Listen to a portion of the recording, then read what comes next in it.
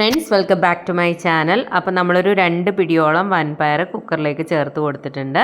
എന്നിട്ട് നന്നായിട്ടൊന്ന് കഴുകി വൃത്തിയാക്കിയതിന് ശേഷം വേവാൻ ആവശ്യത്തിനുള്ള വെള്ളം കൂടി ഒഴിച്ചിട്ട് നമുക്കിതൊന്ന് വേവിച്ചെടുക്കാം. അപ്പോൾ വൻപയർ കുതിർത്തിട്ടാണ് ചെയ്യുന്നതെന്നുണ്ടെങ്കിൽ പെട്ടെന്ന് തന്നെ വെന്ത് കിട്ടും. ഇപ്പോൾ തലേ ദിവസം രാത്രിയിലൊക്കെ വെള്ളത്തിൽ ഇട്ട് വെച്ചിരുന്നാൽ മതി കേട്ടോ, രാവിലെ ആകുമ്പോഴത്തേക്കും കുതിർന്ന് കിട്ടും. ഞാനിപ്പോൾ കുതിർത്തിട്ടല്ല ചെയ്യുന്നത്. അപ്പോൾ ഇതിനകത്തേക്ക് ആവശ്യത്തിന് വെള്ളം ഒഴിച്ചിട്ട് വേവിക്കാൻ വയ്ക്കുകയാണ്. ഒരു 3 വിസിൽ കേൾപ്പിച്ച് ഞാൻ വേവിച്ചെടുക്കുന്നുണ്ട്. കുതിർത്തിട്ടാണെന്നുണ്ടെങ്കിൽ ഇത്രയും വിസിൽ കേൾക്കേണ്ട ആവശ്യമില്ല, പെട്ടെന്ന് തന്നെ വെന്ത് കിട്ടും കേട്ടോ. കുറച്ചുകൂടി നല്ലത് അതാണ് കുതിർത്തിട്ട് ചെയ്യുന്നത്. അപ്പം ഗ്യാസിൽ ലാഭമാണ്, പെട്ടെന്ന് തന്നെ നമുക്ക് വെന്തും കിട്ടും. അപ്പോൾ ഞാനിതൊന്ന് അടച്ച് വെച്ചിട്ടൊരു 3 വിസിൽ കേൾപ്പിച്ചെടുക്കുന്നുണ്ട്. ഞാനിപ്പോൾ ഉപ്പിട്ട് കൊടുക്കുന്നില്ല. ചില പയറാണെങ്കിൽ ഉപ്പിട്ട് കഴിഞ്ഞാൽ വേവാനുള്ള ബുദ്ധിമുട്ടുണ്ടാവും, കല്ല് പോലെ കിടക്കും. അപ്പോൾ എല്ലാ പയറും അങ്ങനെയല്ല, എന്നാലും ഞാൻ അതുകൊണ്ട് അങ്ങനെ ഇടാറില്ല. അപ്പോൾ നിങ്ങൾ ഉപ്പിട്ടാണ് വേവിക്കുന്നതെന്നുണ്ടെങ്കിൽ ഉപ്പിട്ട് വേവിച്ച് കൊടുക്കുക. അപ്പോൾ ഞാൻ കുക്കറൊന്ന് അടച്ച് വെച്ച് കൊടുക്കുകയാണ്. പ്രഷറൊക്കെ പോയതിന് ശേഷം നമുക്ക് ഓപ്പൺ ചെയ്തെടുക്കാം.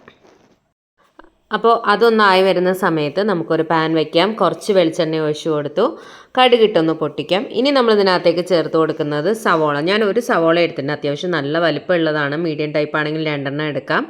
സവോളയേക്കാൾ കൂടുതൽ ടേസ്റ്റ് ചെറിയ ഉള്ളിയാണ്. ചെറിയ ഉള്ളിയാണെങ്കിൽ ഒരു 10, അത്യാവശ്യം വലിപ്പമുള്ളതാണെങ്കിൽ ഒരു 10 ചെറിയ ഉള്ളി എടുക്കാം. ചെറുതാണെങ്കിൽ 15 എണ്ണം വരെയൊക്കെ എടുക്കാം കേട്ടോ. അതൊക്കെ നിങ്ങളുടെ ഇഷ്ടത്തിനനുസരിച്ച് ചെയ്യാം.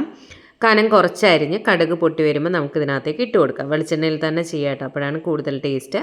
ആവശ്യത്തിന് ഉപ്പ് കൂടി ഇട്ട് കൊടുത്തിട്ടുണ്ട്. പയറിൽ ഉപ്പിട്ടാണ് വേവിച്ചതെന്നുണ്ടെങ്കിൽ ഈ സവോളയ്ക്ക് ആവശ്യത്തിനുള്ള ഉപ്പ് മാത്രം ഇട്ട് കൊടുത്താൽ മതി. പിന്നീട് വേണം എന്നുണ്ടെങ്കിൽ നമുക്ക് ചേർത്ത് കൊടുക്കാം കേട്ടോ. അപ്പോൾ കുറച്ച് ഉപ്പിട്ട് കൊടുത്തതിന് ശേഷം നമുക്കിതൊന്ന് വഴറ്റിയെടുക്കാം. സവോള അത്യാവശ്യം നന്നായിട്ടൊന്ന് വഴണ്ട് വരട്ടെ. ഒരുപാടങ്ങ് കളർ ചേഞ്ച് ആവണ്ട, എന്നാലും അത്യാവശ്യം നന്നായി വാടി കിട്ടണം. ഇതിനകത്തേക്ക് നമുക്ക് ആവശ്യത്തിന് കറിവേപ്പില ഇട്ട് കൊടുത്തിട്ടുണ്ട്. നമ്മൾ പച്ചമുളകൊന്നും ഇട്ട് കൊടുക്കുന്നില്ല, കറിവേപ്പില മാത്രം ഇട്ട് കൊടുത്താൽ മതി കേട്ടോ. അപ്പോൾ ഈ സമയം നമ്മുടെ പ്രഷറൊക്കെ പോയതിന് ശേഷം കുക്കർ ഓപ്പൺ ചെയ്ത് വെച്ചിട്ടുണ്ട്. പയറിനകത്ത് ഒരുപാട് വെള്ളം ഉണ്ടാവരുത്, അത് പ്രത്യേകം ശ്രദ്ധിക്കുക. അപ്പോൾ ഉള്ളി ഒന്ന് വാടി തുടങ്ങുന്ന സമയത്ത് ഒരു 1/4 ടീസ്പൂൺ മഞ്ഞൾപ്പൊടി ഇട്ടിട്ട് ആ മഞ്ഞൾപ്പൊടിയുടെ ആ റോ ടേസ്റ്റ് ഒന്ന് മാറുന്നവരെ നമുക്കൊന്ന് വഴറ്റിയെടുക്കാം. എണ്ണ വേണമെങ്കിൽ കുറച്ചുകൂടി ഒഴിച്ചു കൊടുക്കുക കേട്ടോ. ആ മഞ്ഞൾപ്പൊടിയുടെ റോ ടേസ്റ്റ് ഒന്ന് മാറണം. ഒരു മിനിറ്റ് തന്നെ എടുക്കണ്ട കേട്ടോ. അപ്പോൾ അതൊന്ന് മാറിയതിന് ശേഷം ഞാൻ ഇതിനകത്തേക്ക് ചേർത്ത് കൊടുക്കുന്ന ക്രഷ്ഡ് ചില്ലി, നമ്മുടെ ചതച്ച വറ്റൽമുളക് ചതച്ചതുണ്ടല്ലോ, അതാണ് ഇതിനകത്തേക്ക് ചേർത്ത് കൊടുക്കുന്നത്. നമ്മളുടെ എരിവിനനുസരിച്ച് ചേർത്ത് കൊടുക്കാം. ഇത് ചേർത്ത് കൊടുത്തതിന് ശേഷം ഞാൻ നല്ല പോലെ ഒന്ന് വഴറ്റിയെടുക്കുന്നുണ്ട്. അതിൻ്റെ ഒരു റോ ടേസ്റ്റ് ഉണ്ട്, ഒരു പച്ചക്കുത്തുണ്ട്, അതൊന്ന് മാറണം. അതൊന്ന് വഴറ്റിയതിന് ശേഷം നമ്മളിതിനകത്തേക്ക് ചേർത്ത് കൊടുക്കുന്നത് പപ്പായയാണ് കേട്ടോ, ഓമക്കായ. അത് ഞാൻ നല്ല ചെറുതായിട്ട് അരിഞ്ഞ് ഇതിലേക്ക് ചേർത്ത് കൊടുക്കുന്നുണ്ട്. നല്ല കനം കുറച്ച് അരിഞ്ഞ് ചേർത്ത് കൊടുക്കുക കേട്ടോ. അതുകൂടി ചേർത്ത് കൊടുത്തിട്ട് നല്ലപോലെ നമുക്കൊന്ന് മിക്സ് ചെയ്തെടുക്കാം. ഞങ്ങളുടെ നാട്ടിലൊക്കെ ഇതിന് കപ്പയ്ക്ക എന്നാണ് പറയുന്നത്. ഞാനിവിടെ പാലക്കാട്ട് വന്നതിന് ശേഷമാണ് ഓമക്കായ എന്ന് കേട്ടിട്ടുള്ളത് കേട്ടോ. ഇതിനകത്തേക്ക് ഒരു മുളക് പൊടി കൂടി ചേർത്ത് കൊടുക്കുന്നുണ്ട്. ഓപ്ഷണലാണ്. മുളക് പൊടി കൂടി ചേർത്ത് കൊടുത്താൽ കുറച്ചുകൂടി ഒരു കളർ കിട്ടും, അതിന് വേണ്ടിയിട്ടാണ് കേട്ടോ. ഒരു 1/4 ടീസ്പൂണിൽ താഴെ മതി. ആ ഒരു കളറിന് വേണ്ടിയിട്ട് മാത്രം ഇട്ട് കൊടുക്കുകയാണ്. ഓപ്ഷണലാണ്, വേണ്ടാന്നുള്ളവർക്ക് ഒഴിവാക്കാം.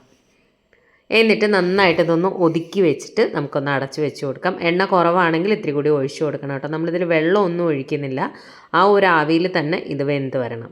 നന്നായിട്ടൊന്ന് ചൂടായി കഴിയുമ്പോൾ നമുക്ക് ഒതുക്കി വെച്ച് അടച്ച് വെച്ചിട്ട് ഫ്ലെയിം ഒന്ന് കുറച്ച് വെച്ച് കൊടുത്താൽ മതി.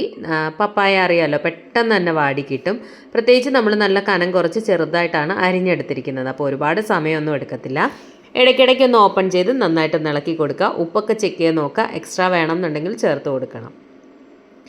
ഇളക്കി കൊടുത്ത് അടച്ച് വെച്ച് ഒതുക്കി വെച്ച് അതൊന്ന് ചൂടാക്കി എടുത്താൽ മതി. അത്യാവശ്യം നല്ലപോലെ ഒന്ന് ആവി കയറുമ്പോഴത്തേക്കും പെട്ടെന്ന് തന്നെ വെന്ത് കിട്ടും.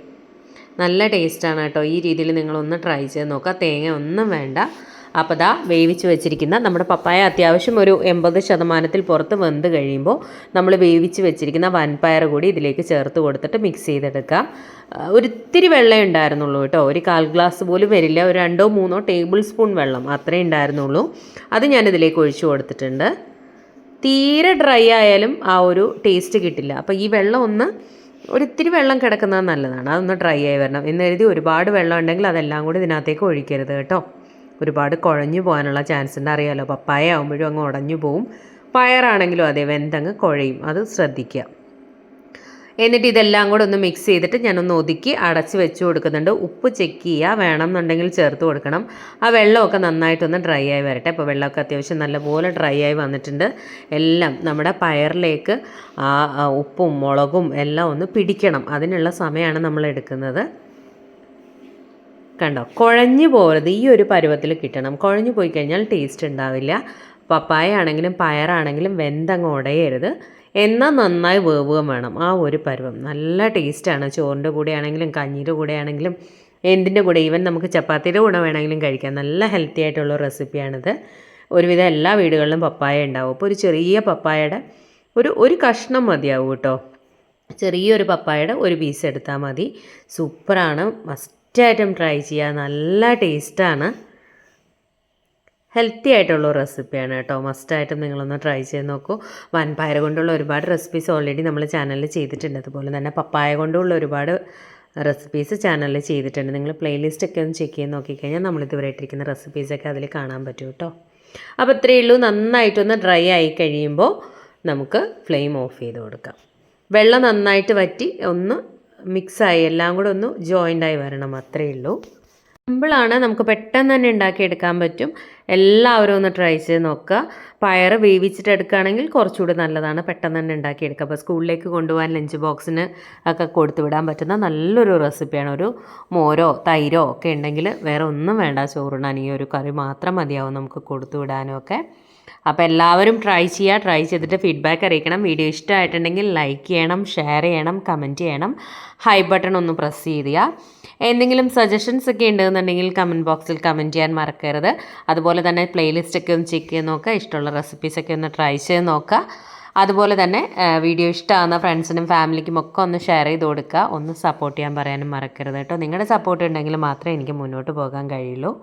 അപ്പോൾ വൻപയർ റെസിപ്പീസൊക്കെ ഒരുപാട് പേർക്ക് ഇഷ്ടമാണെന്ന് അറിയുന്നതിൽ ഒരുപാട് സന്തോഷം. മാക്സിമം ഞാൻ വൻപയർ കൊണ്ട് ഒരുപാട് എനിക്ക് കമൻറ്റ്സ് വരുന്നുണ്ട്, വൻപയർ റെസിപ്പീസ് ചെയ്യുമോ എന്ന് ചോദിച്ചിട്ട്. എനിക്കറിയാവുന്ന രീതിയിലുള്ള എല്ലാ റെസിപ്പീസും നമുക്ക് ഇടാം കേട്ടോ, ഉറപ്പായിട്ടും ഇടാവുന്നതാണ്. അതുപോലെ തന്നെ എന്തെങ്കിലും പുതിയ പുതിയ റെസിപ്പീസൊക്കെ ട്രൈ ചെയ്യാൻ ആഗ്രഹമുള്ളവർക്ക് ജസ്റ്റ് ഒന്ന് കമൻറ്റ് ചെയ്യാം. നമുക്ക് നെക്സ്റ്റ് വീഡിയോ ആയിട്ട് ട്രൈ ചെയ്ത് നോക്കാം. അതുപോലെ തന്നെ വീഡിയോ ഇഷ്ടമായിട്ടുണ്ടെങ്കിൽ കണ്ടിന്യൂസ് ആയിട്ട് വീഡിയോസ് കാണുക കേട്ടോ. കണ്ടിന്യൂസ് ആയിട്ട് വീഡിയോസ് കണ്ടാൽ മാത്രമേ ഞാൻ പുതിയ പുതിയ വീഡിയോസ് ഇടുമ്പോൾ നിങ്ങൾക്ക് പെട്ടെന്ന് തന്നെ വീഡിയോസിൻ്റെ നോട്ടിഫിക്കേഷൻ വന്ന് വീഡിയോസ് കാണാൻ പറ്റൂ. തുടർച്ചയായിട്ട് വീഡിയോസ് കാണുക. ഇല്ലാന്നുണ്ടെങ്കിൽ ഞാൻ വീഡിയോസ് അപ്ലോഡ് ചെയ്യുമ്പോൾ നിങ്ങൾക്ക് എൻ്റെ പെട്ടെന്ന് തന്നെ കാണാൻ പറ്റില്ല, നോട്ടിഫിക്കേഷൻസ് ഒന്നും വരില്ല. അതുപോലെ തന്നെ ചാനൽ സബ്സ്ക്രൈബ് ചെയ്ത് വീഡിയോ കാണുന്നവർ ബെൽ ഐക്കൺ കൂടി പ്രസ് ചെയ്ത് അതിൽ ആദ്യം കാണുന്ന ഓൾ തന്നെ പ്രസ് ചെയ്യുക. എന്നാലേ ഞാൻ പുതിയ പുതിയ വീഡിയോസ് ഇടുമ്പോൾ നിങ്ങൾക്ക് അപ്പോൾ നിങ്ങൾക്ക് അതിൻ്റെ അപ്ഡേഷൻസ് കിട്ടത്തുള്ളൂ. ഒരുപാട് പേര് ചോദിക്കുന്നുണ്ട് പുതിയ വീഡിയോസ് ഇടുന്നില്ലേന്ന്. അതുകൊണ്ടാണ് കേട്ടോ, കണ്ടിന്യൂസ് ആയിട്ട് വീഡിയോസ് കാണാത്തതുകൊണ്ടാണ് നിങ്ങൾക്ക് അതിൻ്റെ നോട്ടിഫിക്കേഷൻ വരാത്തത്. അപ്പോൾ എല്ലാവരും ട്രൈ ചെയ്യൂ. ട്രൈ ചെയ്തിട്ട് ഫീഡ്ബാക്ക് അറിയിക്കണം. നിങ്ങളുടെ ഫീഡ്ബാക്ക് കാണുമ്പോഴാണ് മറ്റുള്ളവർക്കും ട്രൈ ചെയ്യാനൊരു ഇൻട്രസ്റ്റ് വരിക. Thank you friends. Thanks for